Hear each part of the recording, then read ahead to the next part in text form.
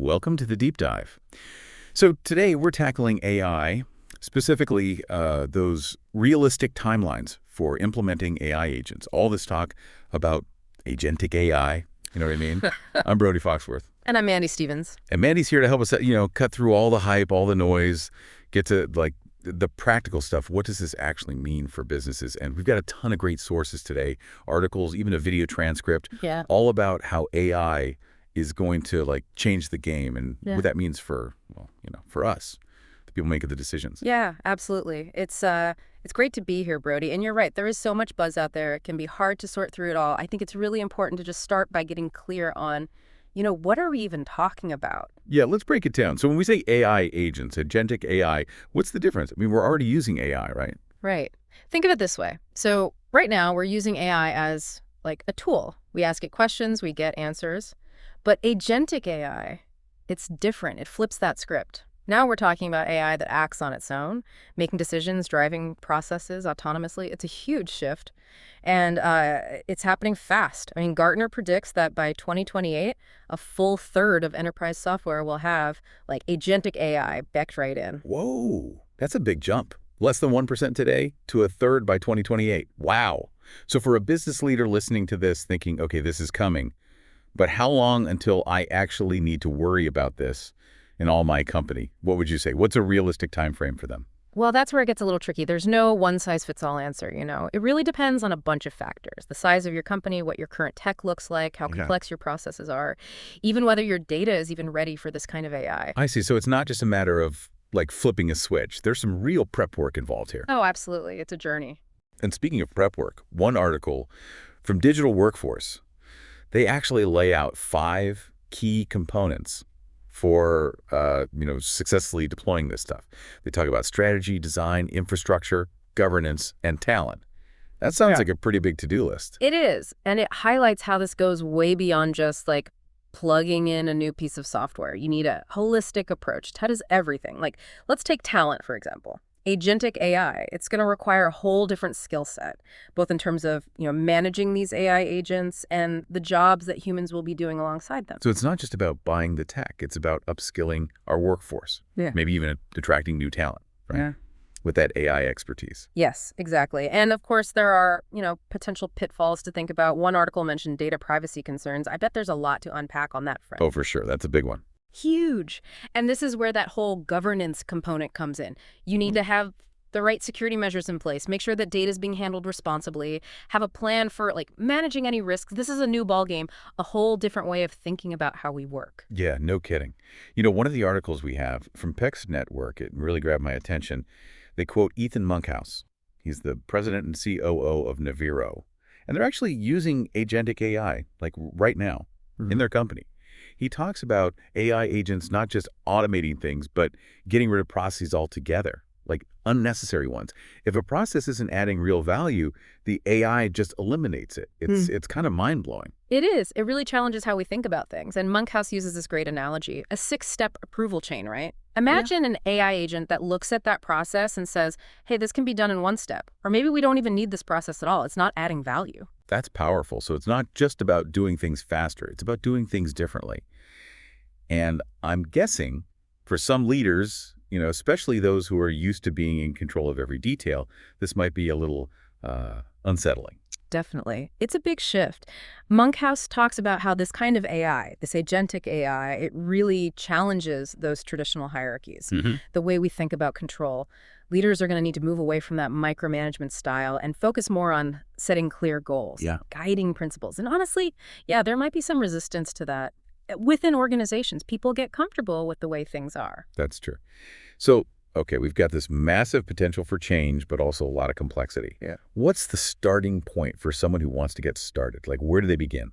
A great first step is to take stock. Where are you today? Evaluate your processes. How's your data infrastructure? And what are the skills of your workforce?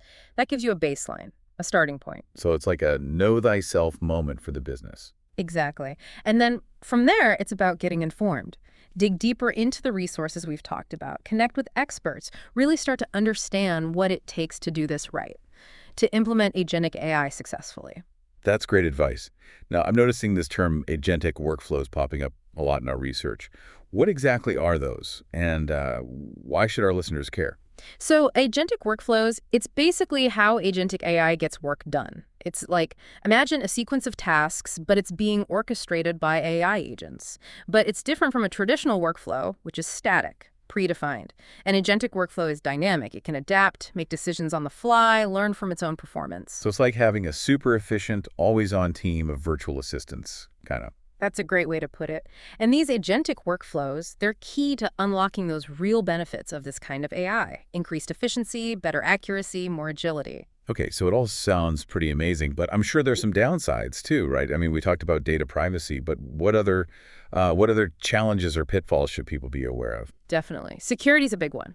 With AI agents handling sensitive data, making decisions, you need robust security in place to protect your systems, your information. Right, you can't just like throw AI in there and hope for the best. No way. Choosing the right partners, the right platforms, that's going to be crucial. For sure. Now, to bring all this to life, can you give us some examples? Like, how is agentic AI already being used successfully in different industries? Oh, there are some amazing examples out there. Toshiba, for example, they're using AI for predictive maintenance. Their system analyzes data from their equipment to predict when it might fail.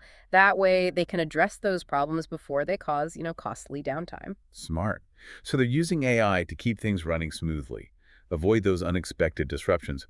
What about other industries? Zara, the fashion retailer, they're using AI to optimize their supply chain. They're embedding these microchips, RFID tags into their clothes and packaging. This allows them to track inventory in real time and predict demand more accurately. Wow, so they're making sure the right clothes are in the right place at the right time. That's got to be a huge advantage in fashion. It's so fast-paced. Huge. And these are just a couple of examples. We're seeing this agentic AI being used everywhere. Finance, accounting, IT, customer service. The potential is enormous. It really is. So as we wrap up this part of our deep dive, what's the key takeaway for our listeners? What should they be thinking about as they, prepare for this AI-powered future? I think the most important thing is to understand that this isn't just about technology, it's about transformation. Agentic AI has the potential to fundamentally change how we work. And that requires a strategic approach, careful planning, and a real commitment to addressing the challenges that come with it. Well said, Mandy. And for those of you listening, stick around. We're just getting started. We'll be back in a moment to dive even deeper into this world of agentic AI. Welcome back to the deep dive. As we were talking to Mandy before, I was really struck by something. Agentic AI, it's not just about automating tasks, right? It's about changing the entire structure of how we work. One article from UiPath, they use this term agentic automation. They say it leads to what they call an orchestrated enterprise, where AI agents are basically coordinating and optimizing everything in real time. It's like, I don't know, having a conductor leading an orchestra. But instead of musicians, it's all these AI agents working together. It's a really powerful image, and it ties back to what Ethan Monkhouse was saying, about eliminating those unnecessary processes. It really paints a picture of a future where work is so much more streamlined, Wow. efficient. But the UiPath article, it also points out something really important. This requires a shift in thinking, not just for leadership, but for everyone. Right. It's not just about plugging these AI agents into our existing roles. It's about reimagining those roles or even creating totally new ones that really take advantage of, the strengths of both humans and AI. Exactly. And that reimagining, it requires us to rethink our basic assumptions about what work looks like, who does it. UiPath talks about this idea of assisted prompt engineering. Basically, humans and AI working together to design the prompts, optimize them, that guide those AI agents. So it's collaborative. Humans provide the context, the guidance, and the AI brings its analytical power, that automation power, to the table. Like a true partnership, each side bringing their A game. Yes, and UiPath, they really emphasize that continuous learning is key here. So the AI agents, they can monitor their own performance, adapt over time, but they still need us, human input, feedback to make sure they're aligned with the goals of the organization. Okay, so big shift in how we think about work. But let's get practical for a minute. For a business leader who's, listening to this, ready to start exploring this, how do they even begin to estimate the time, the resources that it's going to take to implement this agentic AI in their company? That's the tricky part. There's no magic formula, no one size fits all answer. Time frames, They're going to vary depending on the company, their size, what their existing infrastructure looks like, the complexity of their processes, the ones they're trying to automate, and how ready their data is. You can't just plug AI into like a messy data environment and expect miracles. So data readiness, that's a big factor. Mm. What does that even mean? In practical terms. It means your data needs to be clean, accurate, well organized. For those AI agents to really be effective, if a company's data is all over the place, well, they're going to need to invest time and effort into getting it AI ready. And that's going to impact their timeline, for implementation. So it's not just about the AI technology itself. It's about laying the groundwork, Yeah, the right data infrastructure. exactly. And that's something that often gets overlooked, and all the excitement about AI. So for someone listening right now, a business leader, what would you say is a good starting point? How can they get a handle on what this means for their organization? I'd say start with an assessment. Thorough assessment. Your current processes, your data infrastructure, your workforce skills. Get that baseline understanding. And then, from there, talk to some experts. Explore resources like the ones PEX Network offers. That can help them refine their estimate, get a more tailored timeline. Like getting a checkup before you start a major fitness program. Perfect analogy. Gotta understand your current state of health before you can create a plan to reach your goals. Now, I'm curious about Yeah. something. We've been talking a lot about the benefits, but what about the costs? How much is this going to cost a company to implement all of this? That's the million-dollar question, right? And unfortunately, there's no easy answer. The cost, it's going to vary depending on the scope of the project, how complex those processes are that they're trying to automate, the tech solutions they choose. It's like asking, how much does a house cost? Depends on so many things. So no magic number. Yeah. But it's safe to say this will require a significant investment. Yes. A significant investment is likely. But you also have to consider the potential return on that investment. If AI agents can streamline those processes, reduce errors, free up employees to focus on like higher value tasks, long-term benefits, they could outweigh those initial costs, right? It's about the big picture, the long-term value, not just the upfront expense. Exactly. It's an investment in the future of your business. Now, another thing that keeps coming up in our research is the need for, ethics, a strong ethical framework around all of this. Yeah. We can't just let these AI agents run wild without considering the consequences, right? Absolutely. The SS&C Blue Prism article, they highlight several challenges related to what they call APA, Agentic Process Automation. Data privacy is a huge one. Yeah. And the potential for bias in AI decision-making, security risks, of course, Yeah. and the need for strong governance, oversight. So it's about balancing the excitement of this new technology with, the responsibility to use it ethically. Exactly. And SS&C Blue Prism, they emphasize that the safeguards need to be, enterprise grade, meaning robust, scalable, integrated into the organization's security framework, compliance framework. It's not just a side project. This needs to be baked into the DNA of the company. Right. Strategic approach, like we've been talking about. Define those clear goals, assess your infrastructure, your skills, and choose the right partners, the right platforms to support you on that journey. Now, to make this all real, let's talk about some examples. How are companies using this successfully? Automation, anywhere. Their work with Petrobras really stood out to me. Pretty impressive results. Oh, yeah.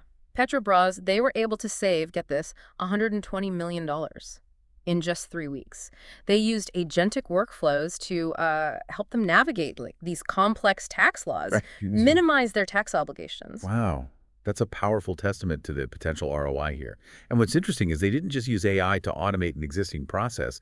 They used it to completely rethink their approach. To tax compliance. Exactly. Agentic AI, it's not just about doing things faster, it's about doing things smarter. And automation, anywhere. They've got other success stories too, right? Oh, tons. Invoice processing, supplier discount negotiation, even SOX controls. Those are the internal controls that, publicly traded companies have to comply with. So they're showing how this can be applied across different functions, not just one specific area. Exactly. It's versatile. The potential to transform how we work across the board, it's huge. Now, with all this talk about AI and automation, I'm sure some people are listening thinking, wait, what about my job?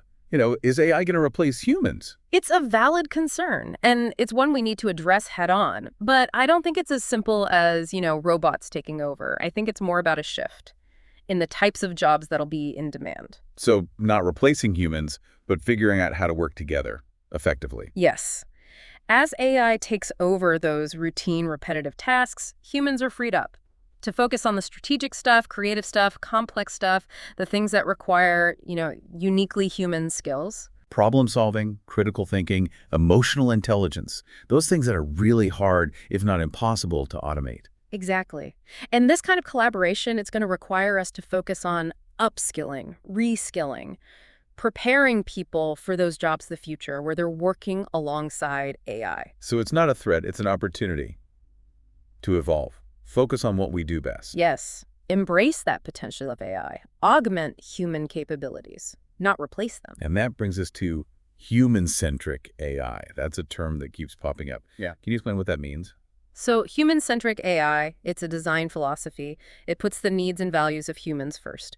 In the development, the deployment of AI systems, it's about making sure that AI serves humanity, not the other way around. Putting people at the center of this AI revolution. Exactly, considering the ethical implications, promoting transparency, accountability, making sure that AI systems are used to benefit society as a whole. Now, I know we've covered a lot today, but I want to make sure our listeners understand this is just the beginning. Definitely. This field is evolving so quickly, it's important to stay informed, stay engaged. And to help you do that, we'll have links to all the resources we talked about on our website. So keep exploring, keep learning, and keep diving deep. Yeah. Because this is just the beginning. It's really amazing to think about, all the ways AI is already changing things, transforming businesses. And it sounds like with Agentic AI, we're just getting started. Oh, for sure. We've seen some incredible examples, right? I mean, predictive maintenance at Toshiba, that supply chain optimization at Zara. It's just a glimpse of what's possible as this technology keeps evolving. And for our listeners who are thinking, okay, this is all very impressive, but what about ME? How does this apply to my business, my industry? What would you say is the key takeaway here? The key is understanding the timeframes and the effort, what it really takes to implement this successfully. Agentic AI, it's not a quick fix. It's a shift, a strategic shift. It takes planning, careful execution, and a commitment to, really addressing those complexities. Right. It's about taking that holistic approach, like we talked about, all those components, strategy, design, infrastructure, governance, talent. You can't just focus on the tech. You need the whole ecosystem. Exactly. And that includes, the culture, fostering a culture of innovation, collaboration, where humans and AI can really work together effectively. And for those who might be feeling a little overwhelmed by all of this, remember, you don't have to go it alone, right? There are experts, resources, partners who can help. Tons. Start by assessing where you are, define your goals, and then reach out. Find those people who can guide you on your agentic AI journey. So as we wrap up this deep dive into the world of AI agents and agentic AI, what's the one thing you want our listeners to take away from all of this? I want them to remember that this is an opportunity, an incredible opportunity, to reshape the future of work, create businesses that are more efficient, innovative, and, human-centered. It's not about replacing us, it's about empowering us to achieve more than we ever thought possible. Beautifully said, Mandy. Thanks so much for joining me on this deep dive. It was my pleasure. And to all our listeners, thanks for tuning in. We'll have links to all those resources, the ones we talked about, on our website. So keep exploring, keep learning, and keep diving deep. Because the future of work, it's waiting.